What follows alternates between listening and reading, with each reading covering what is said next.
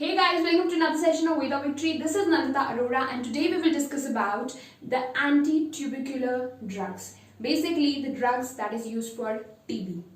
Now let's see the status of TB. Around whole world's population, 1/3 of the world's population is affected by tuberculosis. And India's status is that India is also called as the TB burden country. Also, we should know what is tuberculosis before knowing what is anti-tubercular drugs. So tuberculosis is basically generally a chronic granulomatous disease. So before knowing the drugs, we should know two words that we might have heard somewhere or the other when we study. First is the first line drugs and second is the second line of drugs. Now, you might know about this before also that the first line of drugs are the drugs which has high efficacy and low toxicity. On the contrary, second line of drugs, either they have high toxicity or they have less efficacy or they have both less efficacy and higher toxicity. So there are different groups of drugs that are in first line, there are different drugs which are in second line, and there are many other groups which are categorized in this tuberculosis treatment. So in this video, we will see what are the drugs, how much dose is to be given, what are their complications, what are their adverse effects, and how are they to be given. So the first line of drugs include isoniazid, denoted by letter H, rifampin, denoted by R, pyrazinamide, denoted by letter Z, ethambutol, denoted by E, and streptomycin, denoted by S. अब इसको हम याद कैसे रखेंगे? हर्ज से, कि हमें एंटी ट्यूबरकुलर ड्रग्स पढ़ने में कोई हर्ज नहीं है. हर्ज से HRZSE, isoniazid, rifampin, pyrazinamide, ethambutol and streptomycin. These are the first line drugs. First line drugs कौन सी होती है? जिनकी efficacy ज़्यादा होती है और toxicity कम होती है. Let's see the second line of drugs. इसके लिए we have Itios रिबू के पास है. So Itios रिबू के पास है. So we have ethionamide, denoted by ETO, cycloserine, PAS and rifabutin. So we have these four drugs in the second line. Second line of drugs कौन सी होती हैं? जिनकी toxicity ज़्यादा होती है या efficacy कम होती है, either one of them or both. Then another group is the fluoroquinolones, which contains the ofloxacin, ciprofloxacin. Also कुछ IV दी जाती हैं, ठीक है, intravenously दी जाती हैं केनामाइसिन और amikacin. They have the bactericidal properties. And the fourth group जिसकी थोड़ी efficacy clear नहीं है, जैसे कि first line of drugs की efficacy ज़्यादा है, comparatively second line of drugs की efficacy कम है, वैसे ही कुछ ऐसे groups भी हैं drugs के जिनकी efficacy clear नहीं है but they are used in this disease. उनमें आते हैं clarithromycin and amoxicillin. So now we will see one by one each and every drug कि उसका काम क्या है, वो work कैसे करती है, कितनी डोज में देनी है, क्या उसके कंपोनेंट्स हैं, किसके साथ वो नहीं देनी है, क्या उसके एडवर्स इफेक्ट्स हैं. We will look into this so that we can make our prescriptions more clear. So let's talk about our next drug, that is rifampicin. Rifampicin is denoted by the letter R. Now this is synthesized from the Streptomyces medicaria. अब इसका specific feature क्या है? It interrupts the RNA synthesis. That means कि जो भी bacteria आया है, Mycobacterium tuberculosis जिसने एंटर किया है, उसकी वजह से जो भी हमारी बॉडी में पॉलीमराइजेशन हो रही है, आरएनए सिंथेसिस हो रही है, ट्रांसक्रिप्शन हो रही है, ट्रांसलेशन हो रही है, उन सबको जो है ये इनहिबिट कर देता है, मतलब उसका आगे रिएक्शन खत्म कर देता है.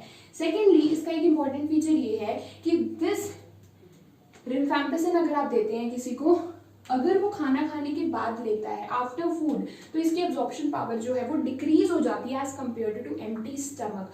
So this is preferred always to give empty stomach orally.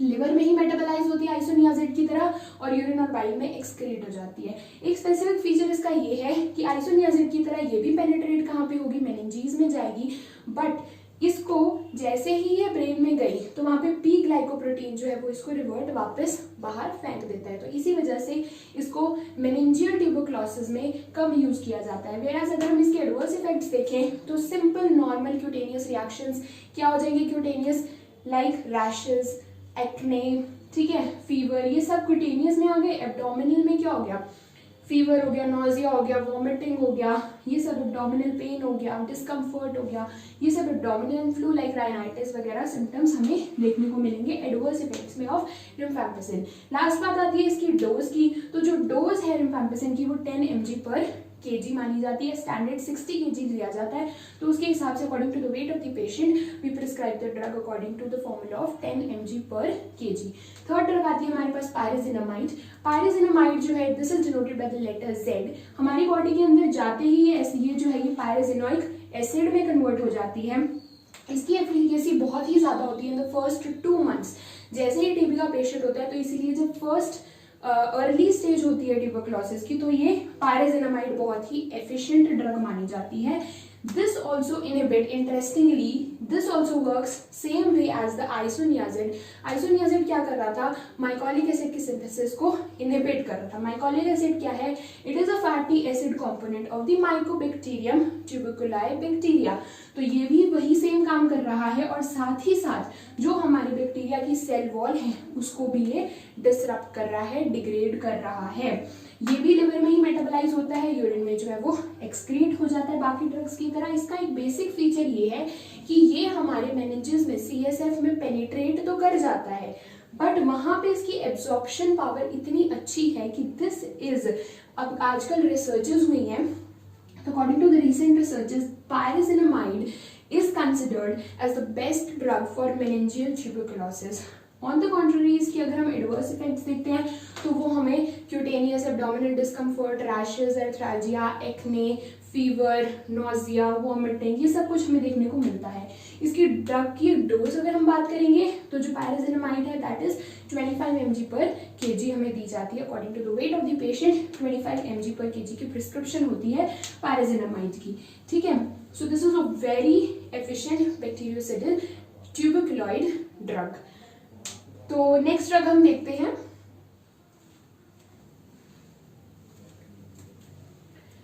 so next we have first line of drug ethambutol। ethambutol is denoted by the letter E। it is also a tuberculostatic। it hastens the sputum conversion और इसमें बहुत ही एक feature common है जो कि हम पहले भी 2 ड्रग्स में देख चुके हैं, that is the inhibition of MA। अब तक आपको पता लग चुका होगा, it is mycolic acid, the fatty component of the tuberculoid cell wall, तो उसका इनहिबिशन करता है। और अगर इसका टॉक्सिसिटी हो जाती है, अगर एडवर्सली इसमें डोज ज्यादा हो जाती है तो उसमें विजन लॉस या फिर ऑप्टिक न्यूराइटिस जैसे कंडीशंस डेवलप हो सकती हैं। इसकी यूजुअली ड्रग डोज जो है दैट इज 25 mg पर kg फॉर 12 वीक्स के लिए प्रिस्क्राइब की जाती है। So by the duration only you can imagine कि कितनी सिवियर डिजीज है ये। Next comes streptomycin denoted by S। It is also tuberculocidal, poor penetration in the cells। इसकी इतनी ज्यादा पेनिट्रेशन नहीं होती, इतनी ज्यादा एब्जॉर्ब नहीं कर पाते सेल्स इसको, ना ही ये CSF में जाती है, तो इसका मतलब मेनिंजियल टीबी में देने का तो इसको कोई भी इफेक्ट नहीं है।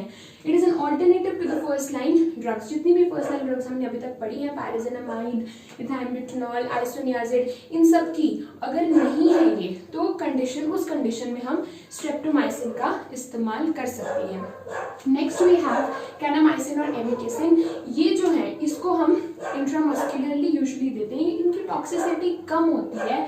ट्यूबरकुलॉइड इम्यूनोग्लाइकोसाइड एंटीबायोटिक इसको माना जाता है। And one thing to remember is it is a nephrotoxic, तो इसलिए जो भी किडनी के पेशेंट्स हैं, नेफ्रोटॉक्सिसिटी जिनको है, ऑलरेडी जिनकी किडनी कॉम्प्रोमाइज्ड है या डिजीजेज हैं, उनमें ये इंजेक्शंस देना बहुत ही डेंजरस हो सकता है। यूजुअली इसके एडवर्सिटी अगर हम देखें तो वर्टाइको या टिनाइटिस देखने को हमें मिलता है।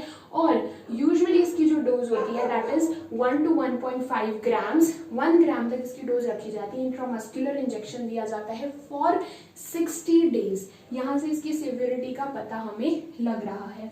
उसके बाद आ जाते हैं हम फ्लोरोक्विनोलोन, जो कि एक और ग्रुप ऑफ ड्रग्स था, हमने स्टार्टिंग में टाइप्स में पढ़ा था। तो फ्लोरोक्विनोलोन जो है ये भी हमारी फर्स्ट लाइन ऑफ ड्रग्स का एक ऑल्टरनेटिव माना जाता है, जिसके अंदर ऑफ्लोजैक्सिन, मॉक्सीफ्लोजैक्सिन ये सारी ड्रग्स आती हैं।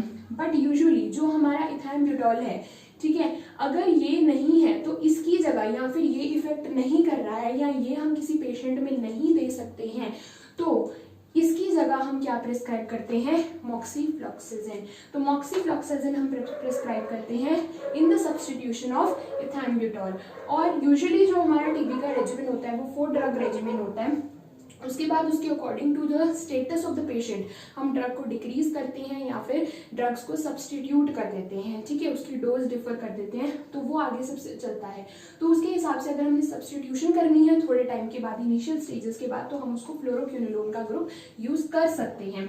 यूजुअली जो डोज होती है हमारी ofloxacin that is 800 mg OD once a day. Moxifloxacin जो हमने यहाँ पे सब्स्टिट्यूट करी उसकी dose 400 mg once a day and levofloxacin की 750 mg वंस अ डे होती है। एक और ड्रग की बात हमने की थी, that was second line of drugs में हमने बात की थी, दैट वाज इथियोनामाइड, ठीक है, इटियोज, जिसको हमने निमोनिक से याद किया था, इथियोनामाइड। इथियोनामाइड में सबसे बेसिक फीचर होता है कि सल्फर होता है इसके अंदर। तो सल्फर की रिएक्टिविटी हमें देखनी होती है जब भी जिस पेशेंट में हमें इसको प्रिस्क्राइब करना है, बिकॉज इट कंटेन्स सल्फर। इसकी डोज बेसिकली 250 mg की टेबलेट आती है जिसका नाम होता है इथियोकॉक्स। तो इथियोकॉक्स के नाम से टेबलेट आती है जिसके अंदर ये वाली ड्रग है इथियोनामाइड, जो कि यूजुअली यूज की जाती है। Now let's look on to some more important drugs जो कि हमें पता होनी चाहिए for tuberculosis. So the next drug is cycloserine. Cycloserine हमने कहाँ पढ़ी थी, second line of anti tubercular drugs में हमने साइक्लोसिलीन पढ़ी थी। अब इसका काम भी देखो कॉमन वही है, inhibit the bacterial cell wall synthesis. से आपको पता लग गया कि क्या इनहिबिट करेगी, माइकोलिक एसिड की सिंथेसिस को इनहिबिट करेगी। यूजुअली इसको भी ओरली लिया जाता है जैसे फर्स्ट लाइन ऑफ ड्रग्स है। और 1-2 ग्राम पर डेली जो है वो इसकी ड्रग डोज है। वेराज इसकी टॉक्सिसिटी और एडवर्स इफेक्ट्स में हमारे सीएनएस पे कुछ हमें देखने को मिलता है, एडवर्सली ट्रेमर्स या फिर वीकनेस हमें देखने को मिल सकती है, कन्वर्जेंस हमें देखने को मिल सकता है, इंसोम्निया, इंसान को नींद नहीं आ सकती, स्लीप कॉम्प्रोमाइज हो सकती है उसकी। अब कन्वर्जेंस हमने पहले भी पढ़ा था कि साइक्लोसेरीन अगर किसके हम साथ देंगे तो कन्वर्जेंस आएंगी, आइसोनियाजिड के साथ देंगे। तो इसीलिए इसको बहुत ही केयरफुली यूज करना होता है। Another drug for the second line treatment is PAS, that is the para-aminosalicylic acid। अब para-aminosalicylic acid का काम क्या है कि ये फोलेट सिंथेसिस को इनहिबिट कर देती है। अब जैसे ही फोलेट सिंथेसिस इनहिबिट होती है तो उससे जो है ये पूरा बैक्टीरिया का फंक्शन जो है वो कम होने लग जाता है। तो it is usually used for the resistant TB में इसको यूज किया जाता है। इसके भी एडवर्स इफेक्ट हमें नॉजिया, वॉमिटिंग, एनोरेक्सिया और यूजुअली लिवर डैमेज, इसका मतलब हिपैटिक पेशेंट्स में जिनकी लिवर कॉम्प्रोमाइज्ड है उनमें ये कॉन्ट्राइंडिकेटेड है। और इसकी डोज जो है वो 12 to 15 grams per day orally prescribe की जाती है। एंड द लास्ट ड्रग जो हम पढ़ेंगे दैट इज राइफाब्यूटिन। राइफाब्यूटिन बहुत ही इंटरेस्टिंग ड्रग है। बेसिकली ये सब्स्टिट्यूशन ऑफ आर हमने क्या पढ़ा था, फर्स्ट लाइन ऑफ ड्रग में हमने पढ़ा था रिम्फैम्पिसिन। रिम्फैम्पिसिन की सब्स्टिट्यूशन में हम राइफाब्यूटिन भी रिकमेंड कर सकते हैं। इसका काम क्या होता है, जो भी हमारे बैक्टीरिया के डीएनए आरएनए पॉलीमराइजेशन रिएक्शंस हो रहे हैं, जो भी उसमें ट्रांसक्रिप्शन हो रही है, ट्रांसलेशन हो रही है, उसको ये इनहिबिट कर देता है। इन शॉर्ट जो उसकी आगे एक्टिविटी हो रही है वो खत्म कर देता है। यूजुअली इसको दिया जाता है इन मल्टी ड्रग रेजिस्टेंट ट्यूबरकुलोसिस में। और दूसरा HIV एसोसिएटेड पेशेंट्स जिनमें ऑलरेडी HIV एसोसिएटेड है, जिनकी ऑलरेडी इम्यूनिटी कॉम्प्रोमाइज्ड है, उन पेशेंट्स में अगर ट्यूबरकुलोसिस हो जाता है तो बेस्ट ड्रग जो है वो ये वाली मानी जाती है, राइफाब्यूटिन। इसकी डोज बेसिकली डॉट्स प्रोग्राम भी आजकल जो है वो शुरू हुआ है टीबी के लिए। 150 mg पर डे जो है वो 6 मंथ्स के लिए इसकी डोज मानी जाती है। और एडवर्स इफेक्ट्स इसके भी बाकी ड्रग्स की तरह ही सिमिलर है कि GI अपसेट हमें मिलेगा, GI symptoms, fever, rash, acne, arthralgia, nausea, vomiting, ये सब कुछ जो है वो इसके एसोसिएटेड एडवर्स इफेक्ट्स देखेंगे। So this was all about the drugs of anti tubercular treatment. These were the drugs for tuberculosis. In the next lecture we will deal with some interesting topics, but before that don't forget to like, subscribe and share this channel. Also you can give your comments in the comment box down, And stay tuned. Let's learn together. Thank you.